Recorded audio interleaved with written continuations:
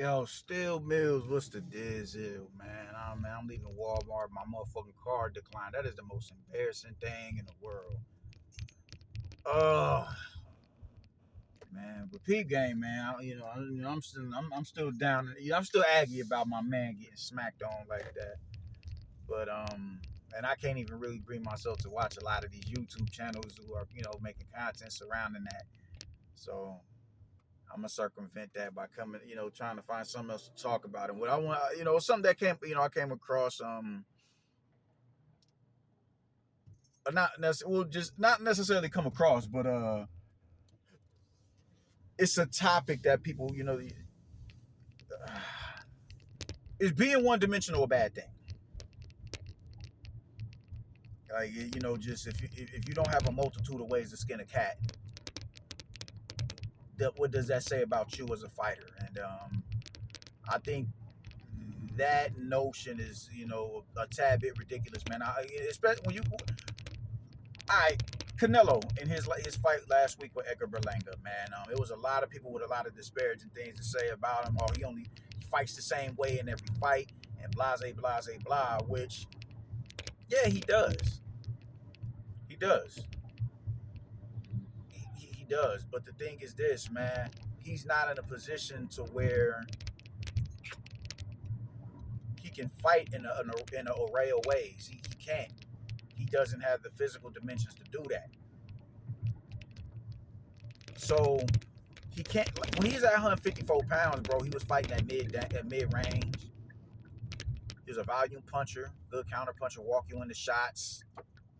That was his bread and butter right there. He was a really good counter puncher, prolific puncher, put punches together in bunches. Oh shit! Oh, I hope ain't no police around. But he put a lot of shots together, combination puncher. That was his bread and butter, man. But as he started moving up through the divisions, the average height expands. It did. So what's tall for one division may be short for another division. Shit, you look at the cats that he's fighting now. That's short for cruiserweight and light heavyweight and damn sure heavyweight. But in the division that he's currently campaigning in, is really good height. 6', 6'1", 6'2". That's good height for those divisions. That's real good height. So he's not in a position where he can fight off of the back foot and walk you into shots. He's not that. He can't do that shit. He's not in a position where he can do that shit. So when you say somebody is one dimensional, I think how they're looking at it is they're looking at it from when how he's fighting in the now, but they're not taking into consideration the disadvantage that he's at physically. You dig? It's a lot of people. Oh man, he hasn't changed since the Floyd fight and blase blase blah. Just a lot of wild narratives that they try to come with or whatever to discredit the dude. And I'm like, yo, you know who else was one dimensional? Mike Tyson. Tyson was one dimensional. And why was Tyson one dimensional? He didn't have the physical advantages to fight at mid range. He had to be in your chest, and he had to stay there for the entirety of the fight. Because if he is at long range, he can't reach you the way that you can reach out and touch him. And even in them spurts, he found, he was shit, man. For him to be able to out jab Tony Tucker is wow. That was wild. That dude was 6'5". And Tyson was meeting him with the at range. You know what I'm saying? Like that. That speaks to the to the greatness in Mike Tyson. But that didn't happen often. When you're just that much better than somebody, you can put yourself in a vulnerable spot and still come out victorious because you're just that much more talented and better than they are, and well-rounded and well-crafted than they are. Canelo doesn't have that at his advantage, man. I mean, even when you look at Tim Tszyu and Sebastian Fundora. Sebastian Fundora was getting Tim Tszyu was doing step backs on Fundora. Fundora is significantly taller than Tim Tszyu, and he was still doing step backs on him. So when you're that much better than somebody, then yeah, you can put yourself you can find yourself in vulnerable positions and still come out victorious. You know what I'm saying? Or you could do shit that that you wouldn't be able to do in front of everybody else if they was blessed with the same physical advantages that they were. You know what I'm saying? So When you look at Canelo and you look at him in there, fighting the Jaime Munguia, who's 6 foot, Edgar Berlanga, who's listed at 6'1", Callum Smith, who's listed at 6'3", Caleb Plant, who's listed at 6'1". When you look at him in there with these dudes, Danny Jacobs, 5'11", 6 foot. When you look at him in there with these dudes, I think it speaks a lot about you and where your boxing acumen is if you can't understand why he's fighting in the manner that he's fighting in. It speaks a lot about you if you can't understand how, just the small, more nuanced and subtleties that he's implemented into his game with him moving up in the divisions. You dig me? If you can't understand, damn, he's catching and shooting. His guard is tight. His chin is always tucked. His pressure is there. Even though he's not necessarily fast on his feet, he's always in punching position. He's always in position to counter you, make you miss and make you pay. His upper body movement is consistently in motion. It's all, it's side to side. He's never square. He's never straight up and down. His head isn't always on the line. He's just always in motion. His upper body is always active. If you can't capture, if you can't see that and understand that, then you're just someone who just don't need to be formulating an opinion on something. So yeah, is he one dimensional? Yeah, in the now he has no other choice but to be. He has no other choice but to be. Now, you're talking about infighting, you dig? The fighting in the phone booth. He has no other choice but to fight at that range because he can't fight you at fucking long range and walk you into shots. He can't do that. He can't do that. I can't think of the last time I seen Canelo do a step back or a pull counter. I can't think of the last time. Even Billy Joe Saunders had a height advantage on him. And also look at it like this. A lot of the cats that he's fighting are fleet-footed fighters. Billy Joe Saunders and Caleb Plant being, two of the cats I'm talking. Bivol, even in a loss, he's still able to trap him on the ropes at points in time in the fight and do damage or score. Not necessarily do damage to Bivol, but he did a little bit of damage. He fucked his arm up. He bruised and blemished his arm, and Bivol even came out like, yeah, man, that shit hurts. You dig? So, yes, he's one-dimensional due to the division that he's fighting in. So, yeah, he has no other choice but to come behind the high guard. He has no other choice but to do that. Because he can't sit there and, he doesn't have the feet to cut those wild angles that you will see someone like Lara doing what he was doing to Danny Jacob or Danny Garcia. He doesn't have the luxury of controlling the range at Hamza Shiraz. And we got to talk about him too. He doesn't have that luxury, man. When you 5'7", 5'8", I'm 5'8". I don't have the luxury of staying on the outside. You got to close distance, man. You got to close distance. You got to find a way you have to step into your jab. You have to put your hands up, peekaboo style, and walk. You got to get accustomed to catching shots on the glove. You got to get accustomed to rolling with the shots and absorbing that punishment. You got to get accustomed to keeping your chin tucked. You got to get accustomed to keeping your upper body in motion. Because you got a long ways to go before you get home. And home is where his heart is. Because that's where you need to be right in that nigga's chest.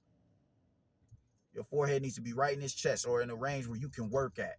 In a range where you can get full leverage and extension on your shots, but he can't. That's what y'all are missing.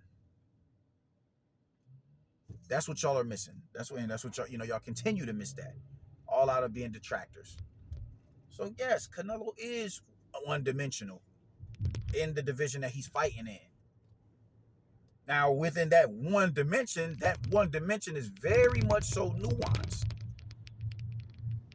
He's very much so a Swiss Army knife within that one dimension. So, yeah, he's going to come straight down the middle. Yeah, he's going to come straight down the middle behind the high guard. Yes, he's going to do that. He's going to do that.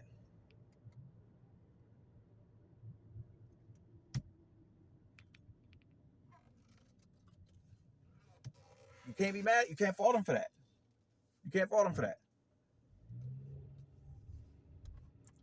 Snap decisions, just real immature. bullshit analytical takes on, on fighters. Can't take a lot of you dudes serious, man. Y'all niggas is goofballs. Niggas is goofballs, man. And it's really getting weird listening to y'all formulate these opinions on shit like this, because you would think if you have an understanding of the sport that you'd understand why he's fighting like that, which is something that y'all just refuse to acknowledge. Y'all don't want to acknowledge why he fights in the manner that he fights. Y'all don't want to understand it. Because for y'all to understand it, you understand, well, actually what he's doing is this is actually real good work, what he's doing. That would mean you have to be complimentary of what it is that he's doing, of his approach to the game. So yeah, man. Everybody ain't gonna be able to be no multi-dimensional fighter, because everybody doesn't have the luxury of fighting dudes eye level with him, man. Mike Tyson was one-dimensional. You dig?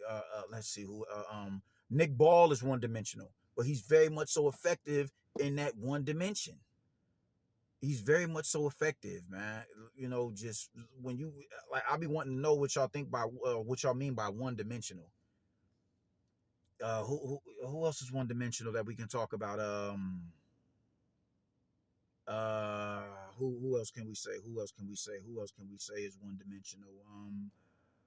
Oh man, I'm drawing a blank right now. I'm drawing a blank. Oh but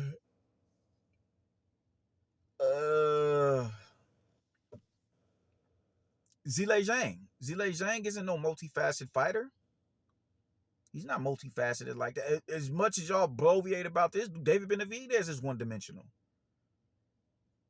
Caleb Plant proved that he's not one-dimensional on his last. Well, nah.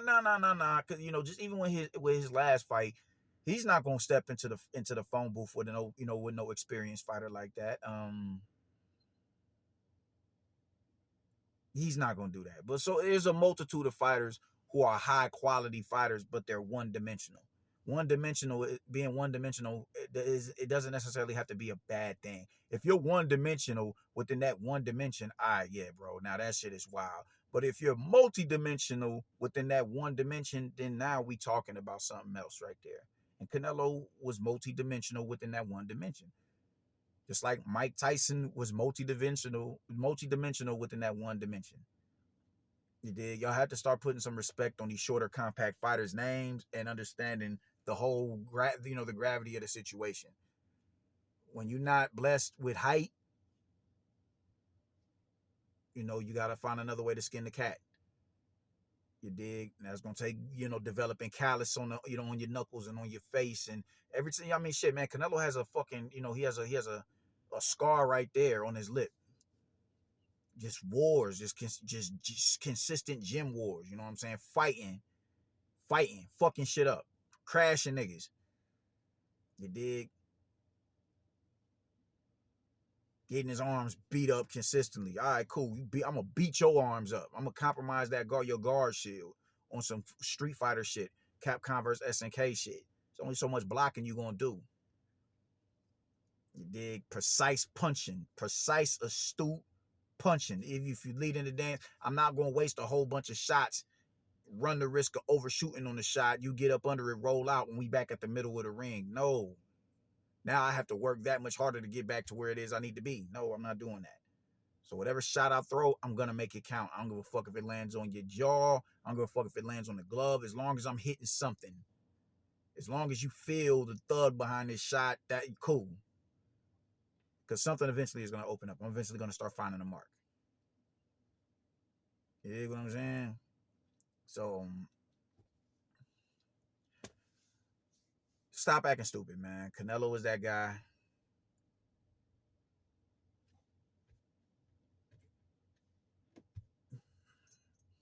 And it just is what it is, man. I'm going in the house. I'm gonna pick my feet up for a minute. Not even for a minute. It's Saturday. And it's only 7:00, man. It's starting to get dark outside already, man. Summer's over for the most part. I was gonna go to the hood, but I don't feel like doing. I just want to go home, man. It just, I ain't in the mood to be festive right now, man. But that's how I'm feeling about it, man. Hold your head up, Anthony Joshua. you'll be all right, bro. Deuces.